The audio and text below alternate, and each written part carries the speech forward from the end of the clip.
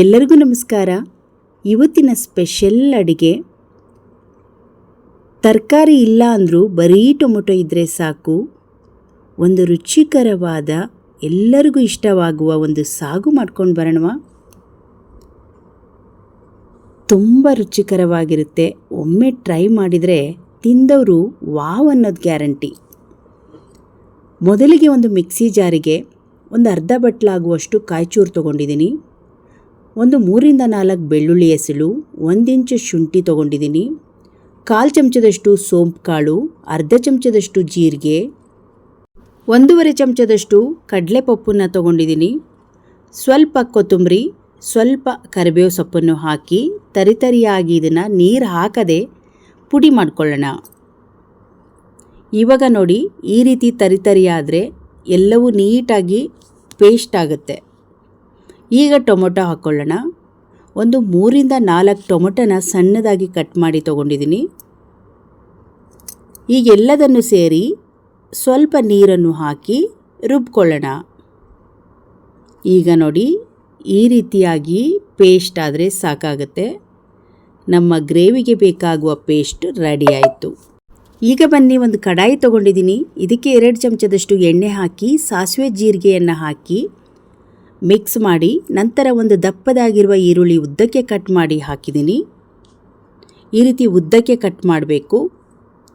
ಇದನ್ನು ಈಗ ಚೆನ್ನಾಗಿ ಹೊಂಬಣ್ಣ ಬರೋವರೆಗೂ ಇದನ್ನು ಮಿಕ್ಸ್ ಮಾಡಿಕೊಂಡು, ಈಗ ಸ್ವಲ್ಪ ಕರಿಬೇವು, ಒಂದು ಸ್ವಲ್ಪ ನಾಟಿ ಕೊತ್ತಂಬರಿ ಸೊಪ್ಪನ್ನು ಹಾಕಿ ಚೆನ್ನಾಗಿ ಇನ್ನೊಂದು ಸಲ ಮಿಕ್ಸ್ ಮಾಡ್ಕೊಂಡ್ಬಿಡೋಣ. ಇದನ್ನು ಈಗ ಪುಡಿಗಳನ್ನು ಹಾಕೊಳ್ಳೋಣ. 1 ಚಮಚ ಖಾರದ ಪುಡಿ, ಅರ್ಧ ಚಮಚ ಗರಂ ಮಸಾಲ, ಅರ್ಧ ಚಮಚದಷ್ಟು ಧನಿಯಾ ಪುಡಿ, ಅರ್ಧ ಚಮಚದಷ್ಟು ಸಾಂಬಾರು ಪುಡಿ, 1/4 ಚಮಚದಷ್ಟು ಮೆಣಸಿನ ಕಾಳಿನ ಪುಡಿ, ಹಾಗೆ 1/4 ಚಮಚದಷ್ಟು ಅರಿಶಿನ, ರುಚಿಗೆ ತಕ್ಕಷ್ಟು ಉಪ್ಪನ್ನು ಹಾಕಿ ಈ ರೀತಿಯಾಗಿ ಚೆನ್ನಾಗಿ ಮಿಕ್ಸ್ ಮಾಡ್ಕೊಳ್ಳೋಣ.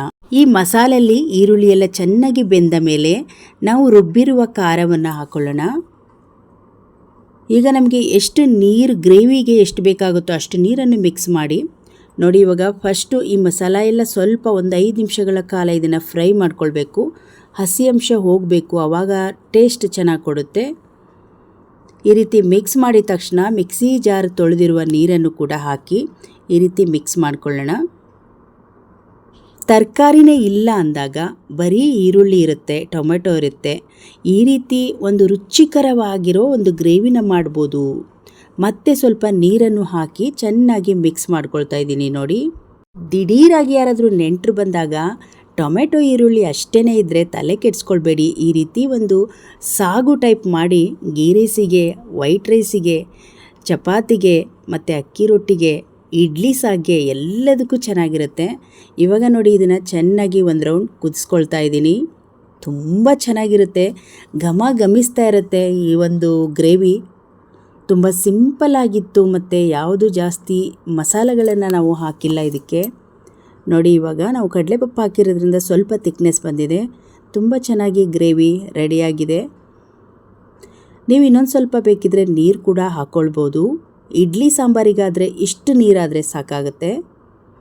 ನೋಡಿ, ಘಮಘಮಿಸುವ ನಮ್ಮ ರುಚಿಕರವಾಗಿರುವ ಡಿಫ್ರೆಂಟ್ ಆಗಿರುವ ಈರುಳ್ಳಿ ಅಷ್ಟೇ ಬಳಸಿರುವ ಒಂದು ಸಾಗು ರೆಡಿ ಆಯಿತು. ಈಗ ಇದನ್ನು ಬೌಲಿಗೆ ಹಾಕ್ಕೊಳ್ತಾ ಇದ್ದೀನಿ. ಸ್ವಲ್ಪ ನಾಟಿ ಕೊತ್ತಂಬರಿ ಸೊಪ್ಪನ್ನು ಹಾಕಿದರೆ ರುಚಿಕರವಾಗಿರುವ ಸಾಗು ರೆಡಿ ಆಯಿತು. ನೋಡಿ, ಇವತ್ತಿನ ಸಿಂಪಲ್ ಆಗಿರುವ ಗ್ರೇವಿ ನಿಮಗೆ ಇಷ್ಟ ಆದರೆ ಒಂದು ಲೈಕ್ ಮಾಡಿ, ಈ ವಿಡಿಯೋವನ್ನು ಶೇರ್ ಮಾಡಿ.